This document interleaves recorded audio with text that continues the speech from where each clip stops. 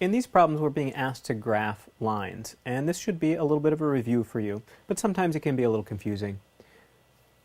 Here we have graph y equals -1. So what's that going to look like? Well, here's our y-axis, and the point where y is -1, well, here's one of them, but also here's another, here's another. Every point along this horizontal line, y is going to be -1.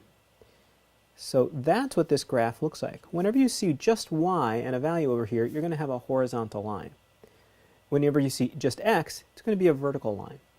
So that's the graph of y equals -1. Let's look at the next one. Here we have x equals -2. Well, where is x -2? Well, I'll find it here on the x-axis first, but anywhere up and down from there, it's going to be -2 as well. So this whole line is the line x equals -2. All right. Now this may look a little bit more familiar to you. This has a y and an x, and we've got the y alone on the left, we've got something multiplied by the x, and then we've got another number hanging out here. This, if you remember, is called slope-intercept form. This number that's multiplied by the x, that's the slope. This guy right here is the y-intercept. Graphing this line is pretty easy when it's already in this format. We know that the y-intercept is going to be 5, so this line is going to cross the y-intercept at 5, or the y-axis at 5. So 1, 2, 3, 4, 5. So that's a point on our line.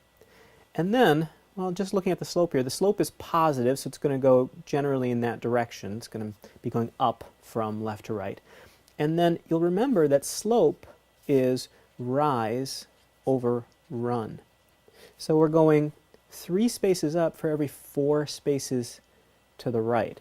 So I could count up 3, 1, 2, 3, and over 4, 1, 2, 3, 4, and get another point. And there we go. Once I've done that, I can graph the line. Let's try one more. This one's not in slope-intercept form. We've got an x and a y, so it's going to be some diagonal line like this, but how do we graph it? Well, I would just use some algebra to put it in slope-intercept form. I think that's the easiest way to do it. So I would start by trying to get the y alone on the left side. So I'm going to subtract 4x from both sides. So I've got 5y equals -4x plus 20. And then we're going to divide both sides by 5. So this cancels out. I get y alone. That's what I want. Let me give myself a little more space here. And I get y equals... And remember, you divide both terms by 5. So -4x divided by 5 is the same thing as -4/5 times x. And 20 divided by 5 is just 4. Now I've got it in slope-intercept form. I've got a negative slope, so I'm now going to be running down. I've got a y-intercept of +4. Let me put that in. 1, 2, 3, 4. And then I'll just use rise over run. I'm going to go down 4 for every 5 I go over. So 1, 2, 3, 4, and 1, 2, 3, 4, 5. And there is my line. Just going to sketch that in.